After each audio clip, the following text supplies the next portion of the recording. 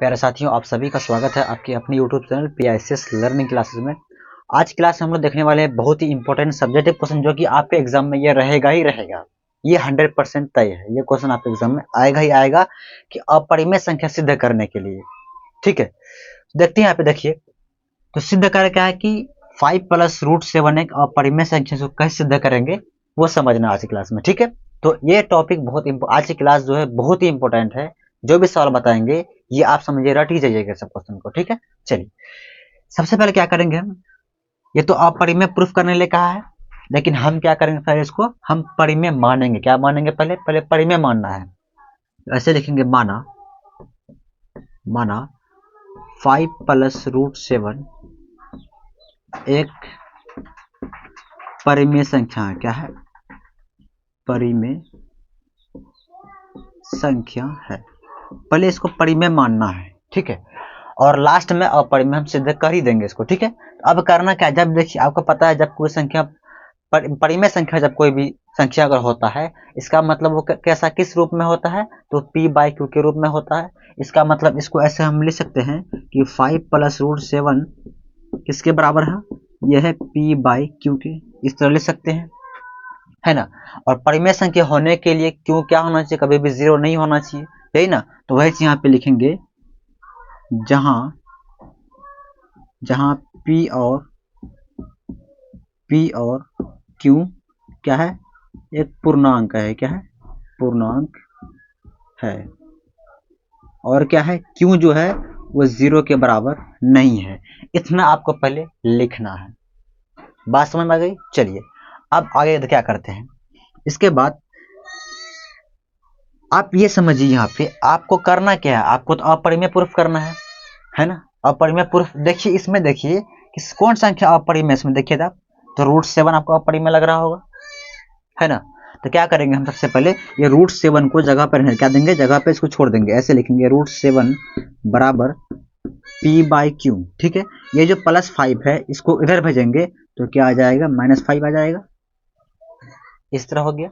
ठीक, अब देखिए √7 बराबर, यहाँ आ गया भिन्न घटा, तो एलसीएम कीजिएगा तो क्यों ही आएगा। इसके बाद ये कट जाएगा, बचेगा p माइनस, इसके नीचे में कोई नहीं तो 1 है, 1 को क्यों से भाग दीजिएगा तो क्यों ही आएगा। फिर क्यों को 5 से गुना कीजिएगा तो 5 क्यों हो जाएगा। इस तरह से आ गया। अब आप देख रहे होंगे यहाँ पे, यहाँ जो है आया है, तो यहाँ क्या है, ये अपरिमेय संख्या √7 अपरिमेय है, और ये इधर क्या है, ये पूरा टर्म क्या है, ये परिमेय है। ये परिमेय है ना, तो कभी भी बताइए आप लोग, क्या परिमेय और अपरिमेय कभी बराबर हो सकता है? क्या नहीं हो सकता है भाई, ये अपरिमेय संख्या है। और ये परिमेय क्यों है, क्योंकि ये p/q के रूप में है, ये भिन्न के रूप में है, p/q के रूप में है, ये परिमेय है और ये अपरिमेय है। इसीलिए परिमेय और अपरिमेय कभी बराबर नहीं हो सकता है। इसीलिए ये 5 + √7 क्या है, अपरिमेय संख्या है। सिंपल। तो यहाँ पे लिखेंगे, अतः परिमेय, ऐसे लिखेंगे, अतः √7 एक अपरिमेय संख्या है। √7 क्या है, अपरिमेय संख्या है। अपरिमेय हो गया यहाँ पे, √7 अपरिमेय संख्या है, इसलिए क्या हो जाएगा, और ये भी लिखेंगे, जहां p - 5 q/q एक परिमेय संख्या है।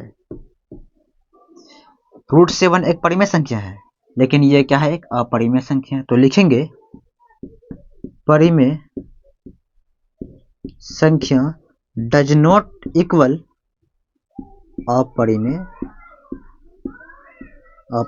संख्या। यानी कि कहने मतलब ये हुआ कि परिमेय संख्या और अपरिमेय संख्या कभी बराबर नहीं हो सकता है। अतः फिर लिखेंगे, अतः 5 + √7 एक क्या है, अपरिमेय संख्या है। बस इतना ही करना है और कुछ नहीं करना है। तो उम्मीद करते हैं आज की क्लास ये जो बताया आपको ये 100% आपको समझ में आ गया होगा। फिर भी कोई डाउट है तो कमेंट बॉक्स में कमेंट कीजिएगा, फिर बताएंगे, दोबारा अच्छी तरीके से बताएंगे अगर कोई दिक्कत होगा तो। ठीक है, तो इसको उतार लीजिए। फिर अगला जो इसी तरह का एक और प्रश्न है उसको भी देखते हैं।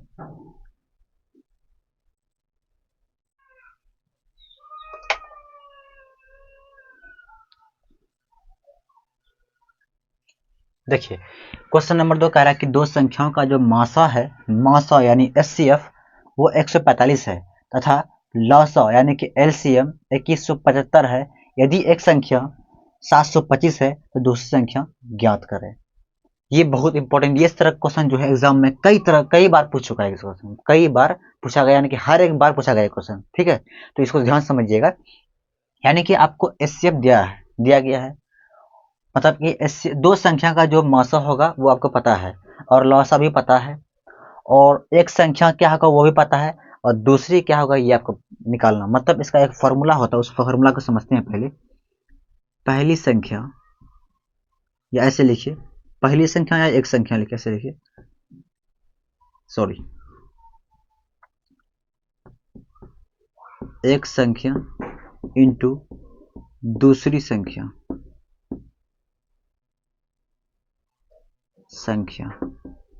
ठीक है, बराबर फॉर्मूला होता है लॉस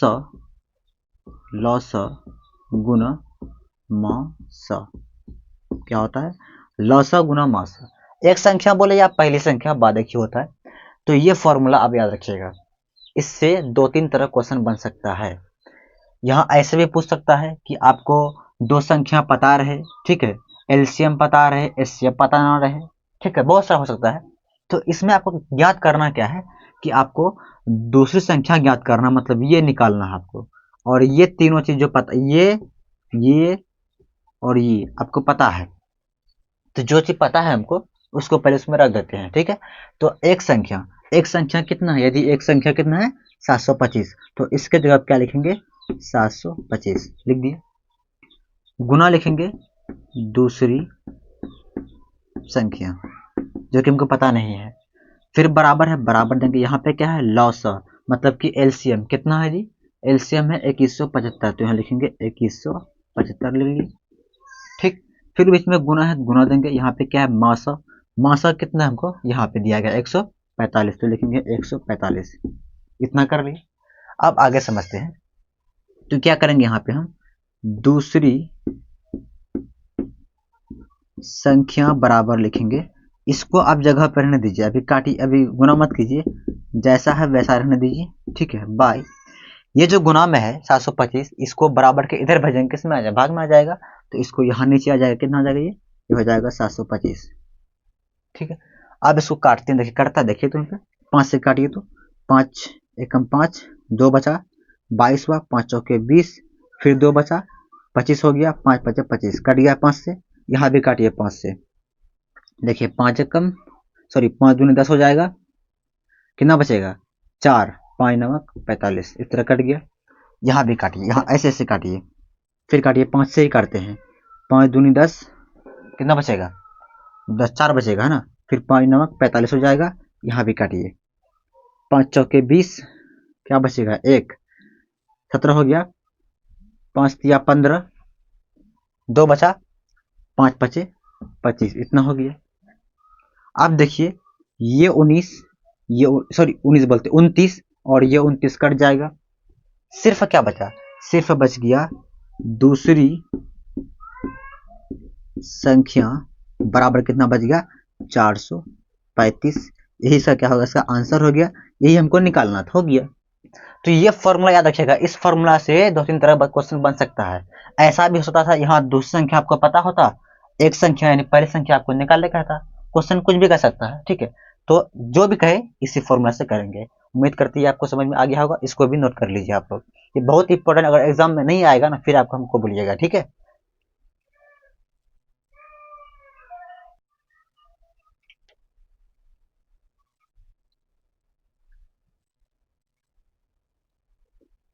देखिए क्वेश्चन नंबर 3 कह रहा है द्विघात सूत्र का प्रयोग कर समीकरण इतना का हल निकालें। क्या करना आपको? हल निकालना, लेकिन किसका प्रयोग करके? द्विघात सूत्र प्रयोग करके। अगर यहाँ देखिए, अगर यह द्विघात सूत्र अगर नहीं होता ना, क्या करते तब इसका सिंपल गुणनखंड करके x का मान निकाल लेते। ठीक है, लेकिन हमको क्या कहा है पे द्विघात सूत्र, लेकिन द्विघात सूत्र थोड़ा लगाना ही पड़ेगा। चलिए निकाल लगाते हैं।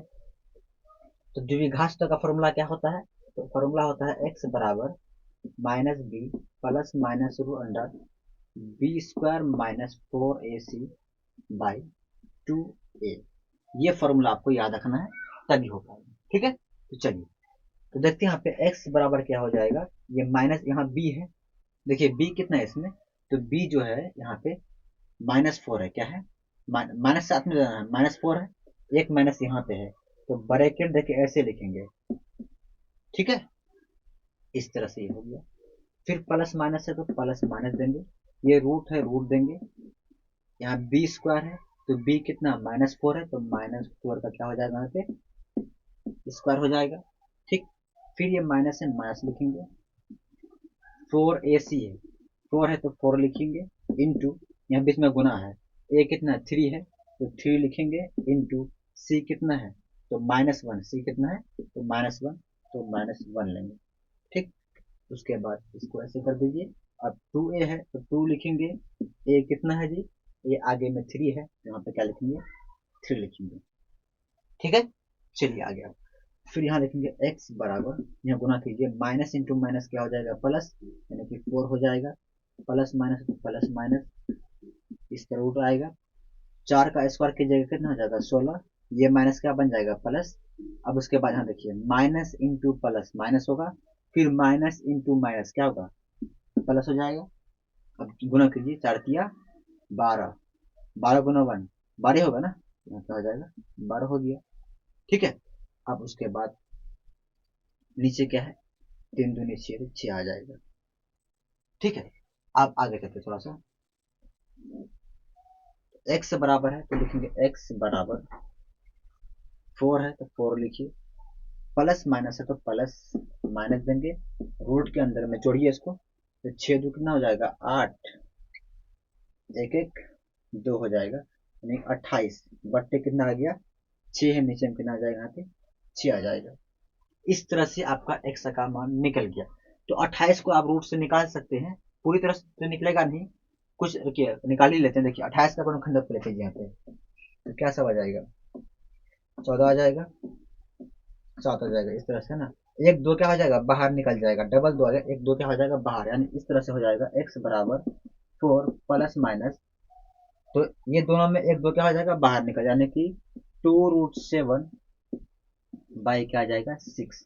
ठीक है, अब देखिए यहाँ पे कुछ कॉमन मिल रहा है आपको। कॉमन क्या मिल रहा है कि यहाँ 4 है, यहाँ पे 2 है, दोनों में 2 कॉमन है, तो 2 निकाल लीजिए बाहर से। 2 बाहर निकाल लेंगे तो क्या बचेगा यहाँ पे, यहाँ बचेगा सिर्फ 2, यहाँ प्लस माइनस है तो प्लस माइनस रहेगा, यहाँ क्या बचेगा सिर्फ √7 बचेगा, ब्रैकेट बंद, नीचे क्या है 6, तो 6 आ जाएगा। वीडियो आ रही क्लियर ना, कोई दिक्कत नहीं है ना? तो इस प्रकार ऐसा हो गया। ठीक है, आप काटिए इसको, 2 एक कम 2, 2 तिया 6।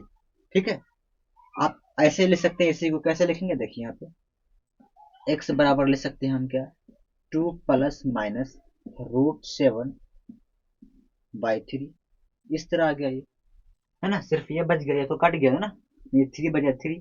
अब इसको ऐसे लिख लीजिएगा, एक बार लिखेंगे x बराबर 2 प्लस √7 बाई 3, फिर एक बार लिखेंगे x बराबर 2 माइनस √7 बाई 3, यानी कि आपको दिखाई दे करके देखिए यहाँ पे। इसको मिटाइए सर, उतार लीजिए पहले इसको आप लोग। चलिए इसको ऐसे लिखना है, ऐसे लिखेंगे x बराबर 2 प्लस √7 बाई 3 लिख लिए, फिर लिखेंगे x बराबर 2 माइनस √7 बाई 3, ये दोनों से क्या आ गया इसका आंसर आ गया। यानी एक बार प्लस वाला लिखे, एक बार माइनस वाला। तो उम्मीद करते हैं आपको समझ में आ गया होगा, कोई दिक्कत नहीं होगा। तो आज की क्लास में रखते हैं, फिर मिलेंगे। इसी तरह जितना इंपॉर्टेंट क्वेश्चन है, आप जितना हम क्या करते हैं, जो भी क्वेश्चन बैंक में पूछा गया है क्वेश्चन में, जितना बार बार जो पूछता है उसी से आपको लेके आपको बताते हैं। ठीक है, तो उम्मीद करते हैं आपको समझ में आ गया होगा। आज क्लास यहीं पे स्टॉप करते हैं, फिर कल मिलेंगे।